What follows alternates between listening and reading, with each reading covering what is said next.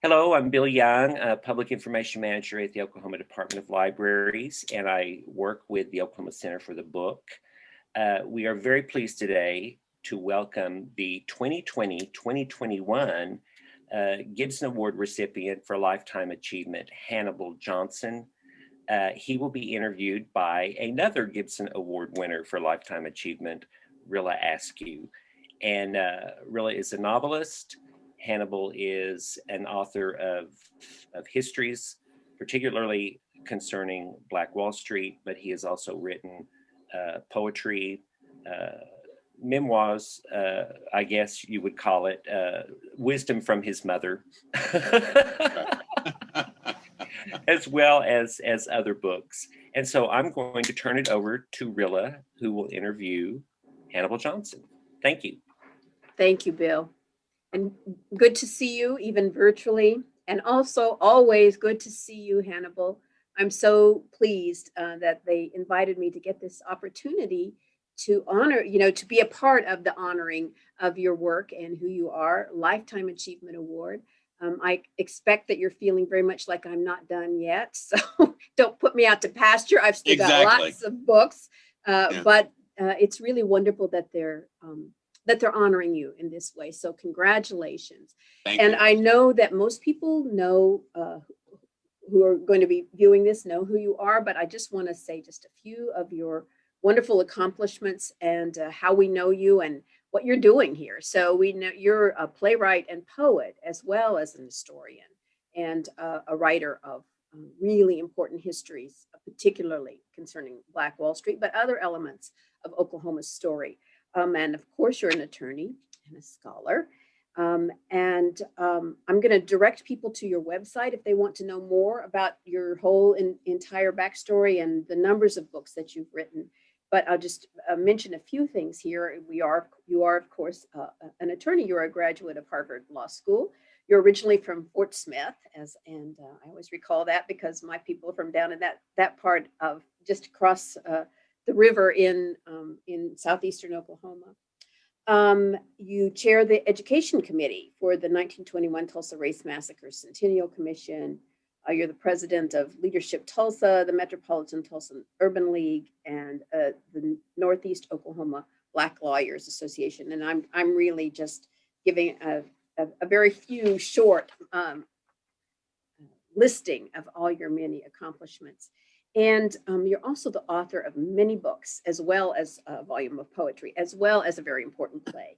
So I'm just going to mention a few of your titles. I think the one that's most important for listeners to know about right now is, of course, your new book, which is just out, really just this spring, Black Wall Street 100, an American City Grapples with its historical racial trauma. So I want to come back and talk a bit more about that book, which is so important, and sort of bookend it with Black Wall Street, which came out in, can you remind me of the year? 1998. 98, right.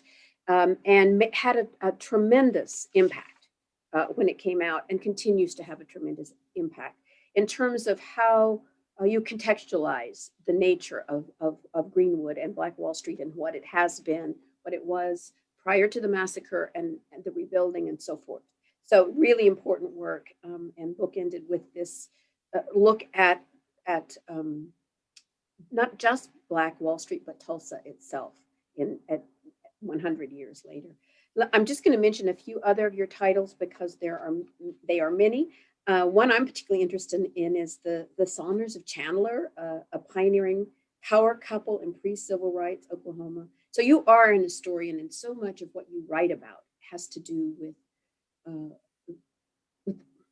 with the Black story in Oklahoma, the epic Black story in Oklahoma, and there's so much of it to tell. You have apartheid in Indian country, ? Seeing Red Over Black Disenfranchisement, Acres of Inspiration about the all Black towns. And so much of your work has had to do with this. I would also just mention your collection of your book of poetry, IncogNegro, Poetic Reflections on Race and Diversity in America, children's books. I mean, you just do it all. So I'm going to direct everyone to your website. It's HannibalBjohnson.com. Right. Okay, so enough of that. You won many awards, but this one is really specifically in recognition of you as a writer. So many of the awards have been for your social justice work, your civil rights work, your work as an historian, as a person who sort of continues to hold our feet to the fire and yet brings the understanding of reconciliation to a lot of the conversations and what's needed for that. And so there's much other work you do, but here you are, here you're being honored as a writer. So that's as we move into how Oklahoma's story, and particularly the Black story in Oklahoma, became so much a part of your subject. Can you just tell us a bit about how, I know you originally came from Fort Smith and that you went to Harvard. And so how did you end up in Tulsa, and how did this become so much a part of your subject matter? Well, I knew that I wanted to be back in the region. So I grew up in Fort Smith. So my choices were Tulsa, Little Rock, Kansas City, maybe Dallas, places like that. Mm-hmm. And I ended up working in Tulsa the summer of my second year of law school. I worked for a firm here and ended up coming back to work permanently for that firm. I knew very little about Tulsa, or certainly not very little about Tulsa's history when I got here.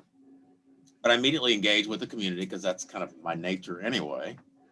And one of the things I was asked to do is a regular guest editorial column for the Black newspaper, the Oklahoma Eagle. I was asked ultimately to write a series on the Greenwood District history. Learned a lot about it. Learned so much that it really piqued my curiosity. Realized that there were very little in the way of historical nonfiction work around this history. Scott Ellsworth published the seminal book on this history, Death in the Promised Land. Let me restate that, the seminal book on the massacre. Scott and I have had this conversation. So I'm not interested in the massacre per se. I'm interested in the community and the people. And they're really two different stories. One centers the event, one centers of the broader context of the community. So the massacre for me is the chapter in a grand telling of the overall story of the community. And so Scott, we like I said, we've had that conversation.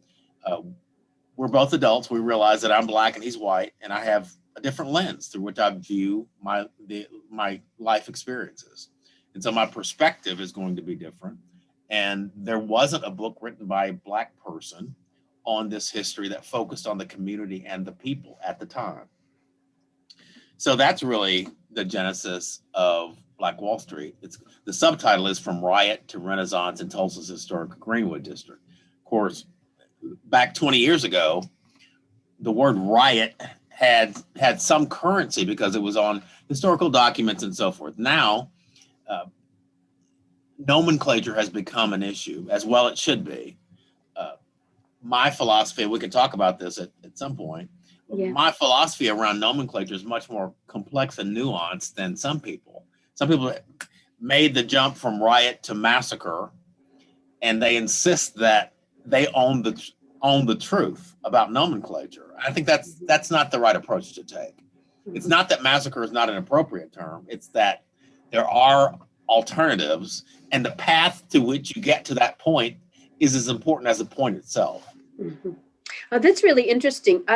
Since we've opened that door, why don't you just speak to that a moment, and then we're going to come back and talk more broadly, because exactly your work is not just about that event. It's about much more. But since you have that opportunity, you brought it up, why don't you go ahead and just speak a moment about that? Yeah, and let me just say more generally that for me, most things are complex.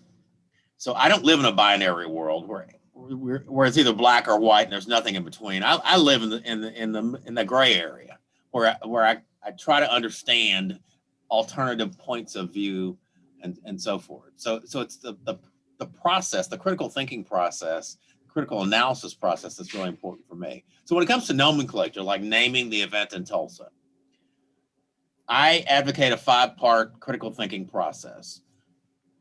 Ask yourself, who chose this name?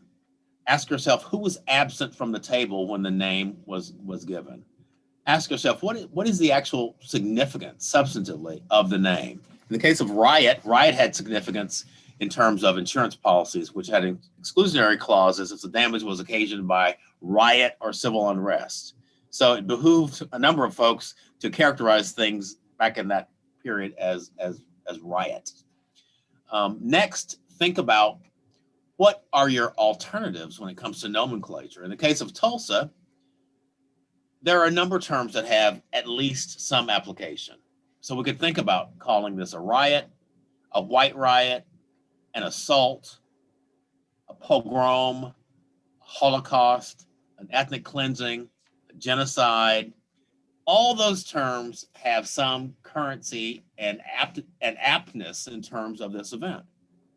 So then the final question is, were this event to happen today, and were you empowered to name the event, what would you choose as the label for it? So if you go through that process, it makes you understand that this whole discussion about naming is fraught and complex. So we ended up settling on the term massacre. That has currency right now. So what I hear from a couple people, and what I thought initially to myself, yes, massacre is perfectly appropriate as a term or a label for this event, but it has limitations as well, because it is, I think most people would say it's almost synonymous with a word like slaughter, which really connotes the overtaking or overwhelming of a defenseless, helpless people. That's not what existed in the Greenwood district.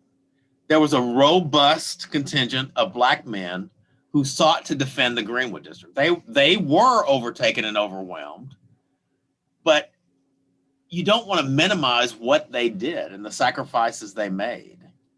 And some people have said to me, massacre, I don't like massacre because it doesn't really elevate and honor the people who tried to defend the community, even though they weren't successful. Okay. So yeah, and this is obviously a well considered and well thought out and well articulated point of view, which actually I've heard you make before, and so I would love to talk a bit more about the Renaissance part of that and how you've written about it, because I really want us to come back to you as writer and how, so your subject matter, as you say, is much broader than that particular devastating event. So what brought you to, so your background is not in writing per se, it's not in literature, it's in sociology, as I understand, and certainly in the law, and and political science, was that the other one? I've forgotten. I know you were double major. You just all over the place. It's actually economics. Economics, yes. Yeah, which is all a part of this story as well. Oh goodness. So I know that there are many people who love to write and want to write. And they say, well, but I don't have a degree, or I didn't study English, or I didn't go to that writing program.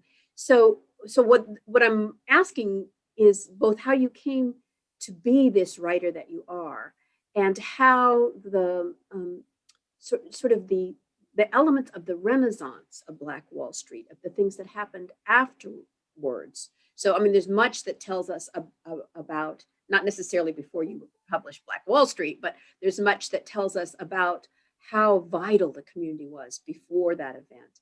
And then much of what you've written about is the Renaissance, is how they came back. So how can you just trace for us that becoming a writer that's sort of inextricable from your investigation of these historical events, and how you translate your historical interest with, putting it in the written word? So for me, it really is about giving voice to communities that are underrepresented and marginalized. So while I'm one individual, I certainly do not speak for any community per se, not in any literal way, but I am reflective of a group of people whose history has been marginalized over time. And so I see my role as unearthing some of that history and then advocating for its inclusion more generally into curriculum materials, et cetera, such that that which has been ignored historically becomes part of the regular offering that people get. Because ultimately, I have a huge interest in diversity, equity, and inclusion, in race relations, and so forth. We get there by, in part, having a shared understanding of our past and the intersections that we've had over time, and taking responsibility, being accountable, and understanding our own agency, than to act on that which we know. So I am in some ways a mouthpiece, and I've always been comfortable expressing myself in the written word. That's never been an issue for me. Although I'm not trained as a writer per se. I know that I can write. I've never doubted that. And that's part of the experience in law school is writing. So I've always written articles and so forth. And I understand that, not everybody's going to love and praise everything that I do. I'm okay with that, because writing for me is in part a fulfillment, a self-actualizing experience. So the other part of that is gravy. I mean, the sort of external part of that is really gravy. And yes. Yeah, go ahead. So I was just going to ask you to speak a bit about the importance of books. So we have videos, we have a number of films that explore the things that you write about. So I'm interested in having you just maybe talk for a bit about why we still have to do it in books. Why, what's significant about writing it in a book as opposed to having it be in an article here, an article there. It's on the internet, it's other places. Why do books matter for your passion for this subject? I think in general, not always, but other media tend to be more superficial. I mean, you can deal with complexity and nuance and detail in a book in a way that you can't in a documentary or other translations of events. And while they're valuable and important, and they provide access points to people who might not otherwise have access to the information, I'm all for those things. I think books are really of a different order, just because it's possible to deal more deeply with the subject matter, get to a level of complexity that it's difficult to do in a different medium. Yeah. So when you're preparing to write something, so because you do write poetry, you've written plays, you have more than one genre, and of course the histories. How do you choose what genre it's going to be in? Does it choose itself, or you say, "Oh, wait a minute, I'm going to do this"? So my general interest is really not nonfiction and history. That's my general interest. Quite frankly, the IncogNegro, the poetry thing, just sort of came to me. I mean, I'm not really a believer in this divine inspiration, but it just happened, and I felt it, and the works in the poetry piece really are history, though. I mean, it's nonfiction. It's either my personal experience or my interpretation of history. So it's consistent with what I do otherwise. And Mama used to say, "Wit and Wisdom from the Heart and Soul." The book is really a tribute to my mother, which I was just inspired to do, and I'm so glad that I did it. She lived to be 93, and she was not well the last year or so. But the book came out 10 or 12 years prior to that. So she was fully able to understand and appreciate that this was a book with her picture on the front of it. And that was really, really something special. Yeah. Were you always interested in history? So I'm thinking there might be people who are listening who are just wondering about the writer's journey. And so we do know that you have many ways that you explore and stand for the things that you care passionately about. But one of them is a writer. So how did that come to be for you? And how did it, I understand why that is so deep for you, really about Oklahoma, the Black story in Oklahoma, specifically in Tulsa, but also elsewhere. But how did the nexus of you as a writer and historian, because again, your education was not as an historian. You became one as you became a writer. Tell us that journey. So my father, early on in his career, was a school teacher, and he was a real history buff and a big reader. So he always had particularly Black history books around the house, which was great for me. It's interesting that history as a discipline in the public school system that I experienced was anything but attractive. I mean, basically it was memorizing a set of irrelevant facts and regurgitating them on exams, and that was it. It was awful, awful, awful. But if we had actually taught real history, an inclusive version of history, I would have been super engaged around that, in junior high and high school and so forth. But I really wasn't. But I've always been interested in the Black experience and Black history because I'm Black and I experienced the world that way. Mm-hmm. And it may sound strange, but to some white people, but I can't think of a day in my life when I haven't gotten up and realized that I'm Black. My race is my being on a daily basis, and it's not simply because I want it to be. And a large part of that is imposed on me, but I understand it. So, in part, looking at Black history, the Black experience, and so forth, is cathartic, and I sort of understand myself better, having understood the foundational elements of Black history and culture.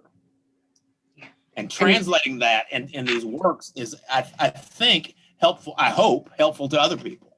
Yeah, that's what I was going to say. It's like you receive it, you study it, you learn it, you are a scholar of it, and then you turn around and give it to others in this wonderful, concise form of a book, so that you can pass all of that along.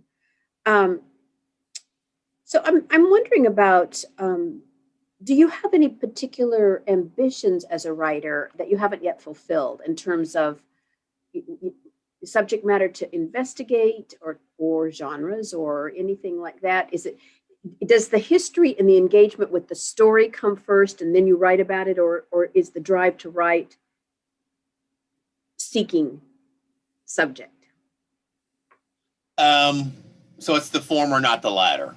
Okay. So there is no independent desire to write. Mm-hmm. It really has to do with the subject matter and the engagement with the subject matter and the belief that, at least on some level, I have a unique capacity to translate information in a way that makes it accessible to people with whom I want to share it. Yeah. Okay. And do you like the act of writing, or do you hate it? I'm talking about just the sitting down day after day, you and the computer. Yeah. So I don't want to be flip, but it depends on what you mean by writing. So to me, the writing, just putting something down on paper, is easy. And I think you mean in a deeper sense. What's difficult and tedious is the real writing, which is the editing, going over and over and over and over and over. And I'm really critical. So what I thought was beautiful yesterday is not today. It's not going to be. Yeah. And if you give me my latest book, I'll have to say this, if you give it to me right now and with a red pen, I'd probably, because I'm not satisfied with anything. Yeah. Yeah. There's a point at which you have to just let it go, right? Yeah. You have to say it's out in the world now, and I'll accept it as it is. So let me ask you a question, just kind of flip the question that you asked me, because I think it may be different. So if I'm writing about a historical event, then putting something initially down on paper is relatively straightforward. But if you're writing fiction, it seems to me putting that initial draft down is much more difficult. I find it so. Yeah, I do. And I do creative nonfiction, but not the kind of historical fiction that you do. So when I'm even doing creative nonfiction, they're essays, but they're grounded in memoir, they're grounded in my experience, which I find somewhat easier. But the trying to dream it awake and, and the imagining of it sometimes is really difficult. And I'm also a very, very slow and careful writer. I do a lot of revising as I go along. But I love revision. Like, it's for me when it's down on the paper and then I can come back to it and tweak it and make the language better and all that. That's my favorite part. So we're exactly the opposite that way. So that's kind of interesting. And I don't know if it's probably partially genre defined, I would imagine. And I don't, it's not that I don't hate edit. I just find it is tedious when you're going through something for the 20th time. And what happens, I think probably with everybody, because in your head what this ought be, you sometimes see what's not there. Yes. You fill in the ellipses in your mind. Yeah. And so you need other people to look at the work. Absolutely. Hooray for great editors. And if we have good friends who can give us really good feedback, not just say, "Oh, that's great." Sometimes we need a little bit of critique, somebody pushing back on us a little bit. So, I was going to ask you if you have advice for aspiring writers who perhaps have not necessarily begun to write or not necessarily begun to publish, but I'm going to broaden it from writers, but people who are particularly interested in the stories that you are. It's like what so we think about perhaps young African American young person waking up and saying, okay, this I'm waking up with this every day. How do you follow that thread and move forward so that whatever interests, passions, and abilities you have come to fruition like this? Do you have some advice or thoughts for people who are hungry that way? Well, specifically with respect to writing, I think it's important to think about why you want to write. Is it simply as a catharsis for yourself, and it benefits you to sort of think through stuff sufficiently to be able to reduce it to writing? Or are you wanting to do something because you want to be famous? You want commercial success? I mean, I think that matters in the approach that you take. Mm-hmm. The other thing is, being a writer begins with writing. So you got to start writing at some point. You just have to put something down. And it's helpful, it seems to me, to have, you mentioned this before, but you need some trusted friends or acquaintances who can really be honest with you about what you've put in writing. It's not helpful for people, and I've told people this myself. You're not helping me if I give you this and you give it back and say, "Oh, that's great." Well, that doesn't do any good for me. Yeah. Tell me what about it is great. If you really think it's great, what about it is great? But better than that, tell me what's wrong. Yeah. What's missing? What question is not answered? What words are clumsy and awkward? Tell me that. Yeah.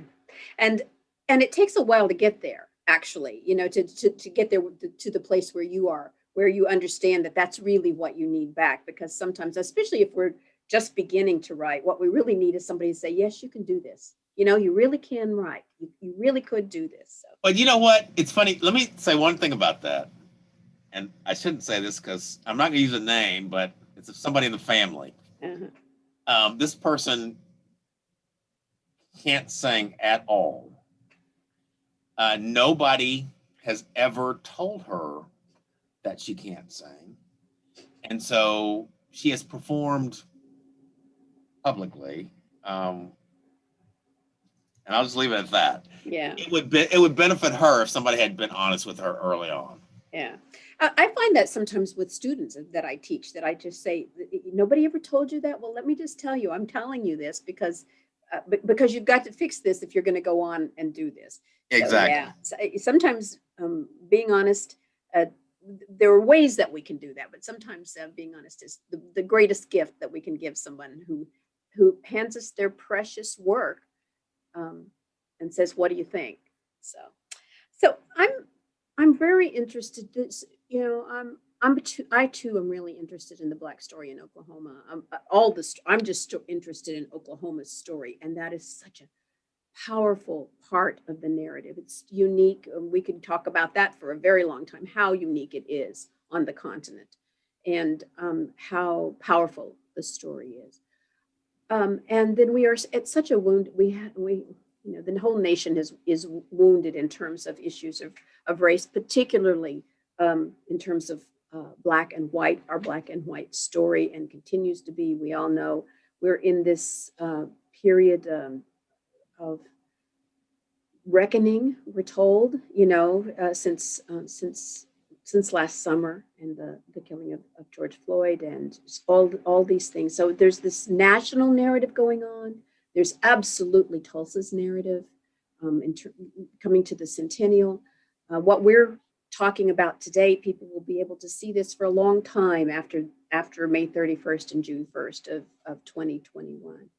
So what I'm interested in is how hearing you speak a bit about Oklahoma's story relative to the wounding of race here in this state, and how it affects the national. I don't want to say affects, how it reflects the national narrative and what you see going forward from this pivotal time we're in. That's like 2 or 3 questions, but yeah. So I do see the Oklahoma story is compelling in a way that is perhaps unique. I think it's a confluence of European Americans, African Americans, and Native Americans. I think we have too long whitewashed the history and the intersections between these demographic groups.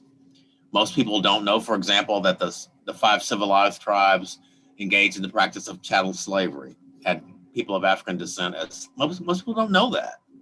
Most people don't know that there are documents that attest to the fact that some powerful white folks, just in the run-up to statehood, talked about the importance of making sure that there was no alliance between the African Americans and the Native Americans that would challenge white dominance and white supremacy. That's important stuff. Mm-hmm. I'm kind of hoping that's your next book. That would be great. In the Tulsa Race Massacre, it's important in part because of the magnitude of the devastation, but it's also important to understand that wasn't a unique event. It rather is emblematic of the racial violence in America at the time. It comes on the heels 2 years post of the 1919 Red Summer race riots, so-called race riots. Lynching was a thing in Oklahoma between statehood in 1907 and 1920. There were 33 lynchings in Oklahoma. 27 of the victims were Black. So all this history in Oklahoma is part of the telling of the national narrative in ways that would surprise a lot of folks. Yes. And how do you see that going forward? So that is very true. It's acutely true. And then going forward from here, I mean, I'm not asking you to prognosticate. Maybe I should ask, what are your aspirations? What would you hope going forward from this centennial year we would be able to do with this history and look at this history? Yeah, in addition to just sort of the fundamental narrow goal of advancing the Greenwood district in many ways, building it up for entrepreneurs and business owners. And I talk in the economic sense about replicating the Black Wall Street mindset. What I mean by that is using the icons who built this incredible community as role models and examples for what particularly African-American young people can do today. Because the people who created this Black Wall Street community did it against tremendous odds that Black folks and other people of color will certainly never face. and I have to sort of footnote, no, I don't mean that systemic racism doesn't exist. It does exist, but it doesn't exist in the same way that it existed in 1921. And those people were successful anyway. The other difference now is that those people were, by necessity, moored to the geography of the Greenwood district. In other words, it was a Jim Crow city, and they were forced to live and engage within the narrow confines of the Greenwood district. You know, it had the perhaps unintended consequences of boosting the economic fortunes of people as black dollars circulated in the confines of the community. Today, if you embrace the Black Wall Street mindset, that can-do philosophy, that indomitable human spirit around economics and entrepreneurship, then you also understand that because of technology and because of other political, social, and economic changes, your world is much larger and more expansive. And you, in fact, don't have to be physically present, even in the Greenwood district, in Tulsa, in Oklahoma, none of that. So let's leverage the example that those people set to create something really powerful in an economic sense. That's part of my dream for the future as well. Okay, that is so powerful. I think that's a pretty good and pretty powerful note to end on, except I just got to ask you, I don't know when you would have time, but are you working on another book right now? I am not, because I'm doing a lot of talking and interviews and so forth. And I don't know what another book, what another topic would, I mean, there are many topics that I could explore, but I think it has to just sort of come to me. So Black Wall Street 100 is like a natural outgrowth of what I've been doing. It makes sense. I had a specific goal. So I know that when people come here from all over the world, I did an interview with a reporter from the Netherlands this morning. What they want to know is, how is the Tulsa of 2021 different from the Tulsa of 1921? Because their knowledge is limited. What they know really is there was a massacre in Tulsa. It was horrible. Many people don't even know that the community was actually rebuilt after the massacre. And so they're thinking, wow, Tulsa is sort of stuck in time, static.